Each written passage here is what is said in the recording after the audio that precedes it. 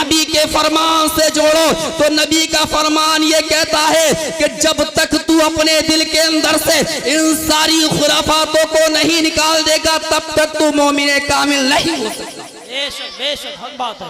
अब होता क्या है, नहीं हो सकता मोमिन कामिल।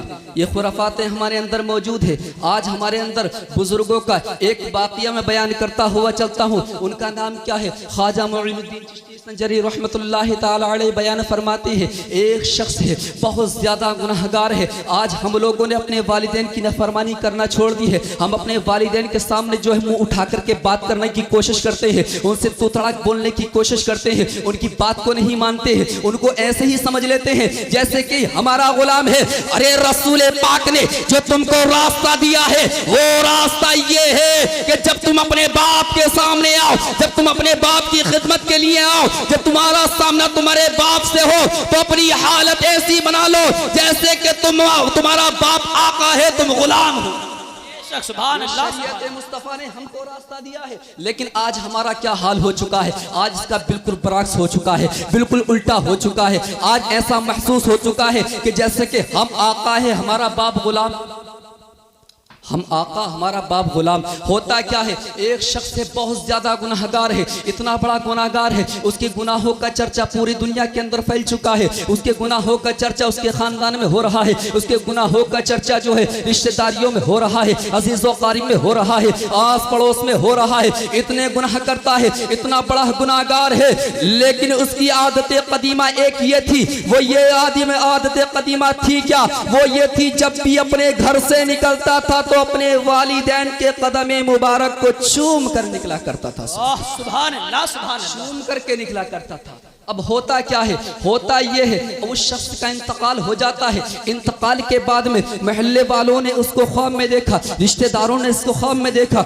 अजीजों कारिब ने उसको ख्वाब में देखा। ख्वाब में देखने के बाद में उसको देखते क्या है, वो तो जन्नत के महल्लात में टहल रहा है, जन्नत में टहल रहा है। उसको तो सब कुछ अता कर दिया गया है, यानी वो ऐसे महल्लात में टहल रहा है जो कि उसके गुनाह के मुकाबिल, यानी उसके गुनाह जितने थे वो तो जहन्नम में जाने के लायक था, वो तो जहन्नम में जाता। लेकिन होता क्या है, वो जन्नत में टहल रहा है। उन्होंने सवाल किया, ए नौजवान, इतना बता तू जन्नत में कैसे टहल रहा है, रब तबारक व तआला ने तुझको कैसे बख्श दिया है? तो उसने कहा था, ओ सुन मुसलमान, बात ये है जब भी मैं अपने घर से निकलता था, जब भी मेरा कदम मेरे घर से निकलता था तो मैं अपने वालिदा के कदमों में अपने सर को रख देता था, अपने वालिदे मोहतरम के कदमों को चूम कर निकला करता था। तो मेरी वालिदा मुझको एक दुआ देती थी। उस दुआ, वो दुआ थी क्या? वो दुआ ये थी, ए मेरे बेटे, तू बाहर जा रहा है, रब तबारक व तआला तुझको अपनी हिफ्ज़ो अमान में रखे। ए मेरे लाल, ए मेरे लखते जिगर, ए मेरे नूरे नज़र, तू घर से प्रवास कर रहा है, यहाँ से जा रहा है, रब तबारक व तआला तुझे हज्जे मकबूल का सवाब अता फरमाए और तेरी बख्शिश फरमाए। इसी वजह से रब तबारक व तआला ने मुझको बख्श दिया। सुभान अल्लाह, सुभान अल्लाह। इसी वजह से मुझको रब तबारक व तआला ने बख्श दिया है। अब हज्जे मकबूल का सवाब, आज जैसे हज नहीं हो रहे, हज कर रिया, खुराफात कर रिया, हसद कर रिया, किना कर रिया, ऐसा हाजी किसी काम का नहीं। उसको हाजी कहना भी मैं तो अपने नजदीक गलत समझता हूँ। उसको हाजी कहना बहुत बुरी बात है, क्योंकि वो हज करके आया है, नबी आखिर समा कर वैसे ही मुबारक देख करके आया है, लेकिन उसका एहतराम उसके दिल से निकल चुका है। अरे जिसके दिल से नबी का एहतराम निकल जाए, जो कि खुदा की नजरों में गिर जाए, वो गुलाम गोश की नजरों में नहीं उठ सकता, क्योंकि वो अल्लाह के प्यारे महबूब सल्लल्लाहु ताला अलैहि वसल्लम के रोज़े पाक को देखने के बाद उसके दिल से हसद जैसी बीमारी का खातिमा ना हुआ, उसके दिल से किना जैसी बीमारी का खातिमा ना हुआ, उसके दिल से बुग़्ज़ जैसी बीमारी का खातिमा ना हुआ। जब इतने पाक रोज़े पर ऐसी ऐसी बीमारियों का खात्मा ना हुआ, वो गुलाम गौस मंसरी कहता है कि जब उस रोज़े आधार पर जब इन सारी बुराइयों का खात्मा नहीं हो सकता तो दुनिया में कोई जगह ऐसी नहीं जो इन सारी खुराफात को खत्म कर दे। बेशक बेशक। आज बस लास्ट बात बताने के बाद आपसे रुखसती की इजाजत तलब करूंगा। हजरत की भी तकरीर होना है और मौलाना सलमान साहब की भी तकरीर होना है, शायर साहब की भी नात होना है, लेकिन मैं आपको एक आखिरी बात बता करके जाऊंगा। हजरत ख्वाजा मोइनुद्दीन चिश्ती रहमतुल्लाहि ताला अलैहि का महीना चल रहा है, आप सब लोग जानते हैं। इसमें हजरत ख्वाजा मोइनुद्दीन चिश्ती संजरी रहमतुल्लाहि ताला अलैहि की छठी शरीफ को मनाया जाता है। लेकिन होता क्या है, एक शख्स है, यानी एक शख्स है और उस एक शख्स है उसका इंतकाल हो जाता है। उसको जो है बादशाह शहर ने उसको कत्ल कर दिया था। उसकी एक बूढ़ी माँ थी, बूढ़ी माँ चिल्ला रही थी, चीख रही थी, मेरा बेटा दुनिया से रुखसत हो चुका है। अब ये बताइए, जिसका एक बेटा हो, जिसकी एक औलाद हो, तो उसके बाप के दिल पर क्या सदमा गुजरेगा, उसका बाप का दिल क्या कहेगा। आज अगर हमारे 10 बेटे भी हो, 10 बेटों में से किसी को नुकसान पहुंच जाए, किसी को कोई परेशानी लायक हो जाए, तो हमारा दिल परेशान हो जाता है, हम मुसीबत में घिर जाते हैं। हम जो है अगर हमसे पूछा जाता है, ए बताओ इतना आप क्यों परेशान है, आपका बेटा परेशान है, आप क्यों परेशान हो रहे हैं, आपका बेटा ही तो परेशान है, तो हमारा दिल कहता है अरे बेटा हमारा जुज़ है इसीलिए हम परेशान हैं, बेटा हमारा जुज़ है हम इसलिए परेशान हैं। अब होता क्या है, उस वो हजरत ख्वाजा मोइनुद्दीन चिश्ती संजरी रहमतुल्लाहि ताला अलैहि के दयारे मुक़द्दस में पहुंच जाती है और पहुंचने के बाद में अरीज़ा पेश करती है। ख्वाजा मोइनुद्दीन चिश्ती संजरी रहमतुल्लाहि ताला अलैहि, रब तबारक व तआला ने मुझे एक बेटा दिया था, लेकिन जुल्म व तशद्दुद की बिना पर वो एक बादशाह है, हाकिम शहर ने मेरे बेटे को कत्ल कर दिया है, मेरे बेटे को कत्ल कर दिया है। मेरा बेटा इस दुनिया से रुखसत हो चुका है, मेरा दिल नहीं लगता, मैं दुनिया में इकला इकलापन महसूस करती हूँ, मैं बहुत ज्यादा परेशान हूँ, बहुत ज्यादा परेशान हूँ। इस जुमले से मुसलमानों एक बात मिलती है, वो बात क्या है, अरे जब तुम्हें कोई परेशानी लाहिक हो, जब तुम किसी मुसीबत में घिर जाओ, जब तुम्हें चारों जानिब से मुसीबतें घेर ले, तो तुम्हें कोई मुसीबत से छुटकारा दिलाने वाला नहीं है, कोई तुम्हें मुसीबत से नजात देने वाला नहीं है। जब इन सारी मुसीबतों में तुम गिर जाओ तो अल्लाह वालों की बारगाह में आ जाओ, रब तबारक व तआला अपने प्यारे महबूब बंदों के सदक़े में सारी मुसीबत को दूर फरमा दे। अब होता क्या है, ख्वाजा मोइनुद्दीन चिश्ती संजरी रहमतुल्लाहि ताला अलैहि के दयार में बैठी हुई है, वो बुढ़िया अर्ज कर रही है, ए ख्वाजा मेरा बेटा दुनिया से चला गया है, मेरे ख्वाजा मुझे बेटे की जरूरत है, मुझे बेटा चाहिए। मेरे ख्वाजा ने कहा, ए बुढ़िया चल कहाँ चलती है, तेरे बेटे को कौन सी कत्लगाह में कत्ल कर दिया गया है, तेरे बेटे की कत्लगाह कौन सी कत्लगाह है। वो बुढ़िया जो है ख्वाजा मोइनुद्दीन चिश्ती संजरी रहमतुल्लाहि ताला अलैहि को वहां लेकर के पहुंच जाती है। जैसे ही पहुंचती है, बेटे की गर्दन बिल्कुल अलग पड़ी है, धर एक तरफ पड़ा है, गर्दन एक तरफ पड़ी है। मेरे ख्वाजा ने उसकी गर्दन को उठाया, उठाने के बाद में जिस्म से लगा दिया और ठोकर मारने के बाद कहा, ए बेटे अरे सुन, अगर हाकिम शहर ने तुझको बेगुनाह कत्ल किया है तो अल्लाह के हुक्म से खड़ा हो जा, अल्लाह के हुक्म से खड़ा हो जा। इतना कहना था ख्वाजा मोइनुद्दीन चिश्ती संजरी रहमतुल्लाहि ताला अलैहि का।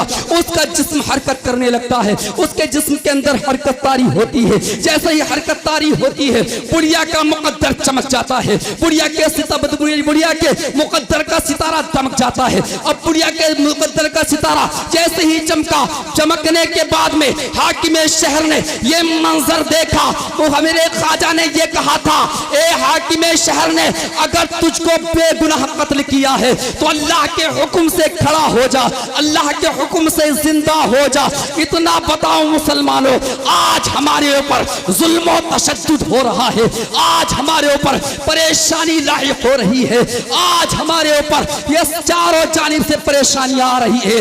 अरे हम किसके बसाए हुए हैं, इतना बताइए। जब मेरे ख्वाजा के ओट पृथ्वीराज चौहान, मेरे ख्वाजा एक दरख्त के नीचे बैठे हुए थे और आने के बाद में पृथ्वीराज चौहान के वो खादिम आते हैं और आने के बाद में उसको उठाने की कोशिश करते हैं। मेरे ख्वाजा ने कहा, मेरे ख्वाजा को उठा दिया गया। जैसे ही मेरे ख्वाजा उठते हैं तो मेरे ख्वाजा की जुबान से एक जुमला निकला था। मैंने कहा वो जुमला था क्या, अरे अब तो तेरे यहाँ ऊंट ही बैठेंगे। ए मुसलमानों, गौर करने की जरूरत है। इतना बताओ, मैं ख्वाजा के दयार में चला गया और जाने के बाद में अरीजा पेश किया, ओ मेरे ख्वाजा ओ मेरे राजा, ए हिंद के सुल्तान, इतना बता, आज ये दुनिया हमको मिटाने की कोशिश कर रही है। आज ये दुनिया जो है, दुनिया हमको, ये हाकिम जो है हमको मिटाने की कोशिश कर रहा है, हमारी ईमान को छीनने की कोशिश कर रहा है। तो मेरे ख्वाजा की तुरबत से एक सदा आती है। वो सदा क्या है? ए गुलाम गोश, 650 साल पीछे चला जा। मैं पीछे आ जाता हूँ, आने के बाद मैं देखता हूँ मेरे ख्वाजा की तुरबत से फिर सदा आती है। ए गुलाम गोश, कुछ नजर आ रहा है। मैंने कहा नजर आ रहा है। बोले ऊंट बैठे हुए हैं। मैंने कहा ख्वाजा क्या किया जाए? अरे क्या पता। मेरे ख्वाजा की फिर तुरबत से सदा आ जाती है। वो सदा क्या होती है? इतना बता, अरे उस ऊंटों को किसने बैठाया था? मैंने कहा ख्वाजा आपने बैठाया था। इतना मैंने कहा था, ख्वाजा आपने बैठाया था। फिर ख्वाजा की तुरबत से ये सदा आती है, अरे गुलाम गौस इतना बता, जब ये ऊंटों को मैंने बैठाया, पृथ्वीराज चौहान के खातिम उनको उठा ना सके, तो इतना बता, हिंदुस्तान के अंदर मुसलमानों को मैंने बसाया है, तो ये नापाक, ये जालिम हमको क्या क्या सकती है?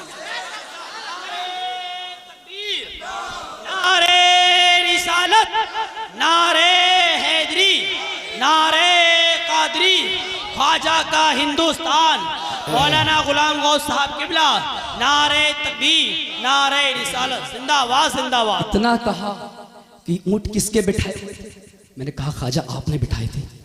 तो वो लोग उठाने के लिए आए थे। मन की जी ख्वाजा आप उठाने के लिए आए थे, लेकिन उठ ही नहीं पाए ऊंट।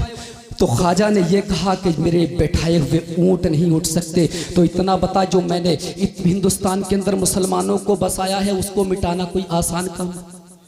कौन मिटा सकता है?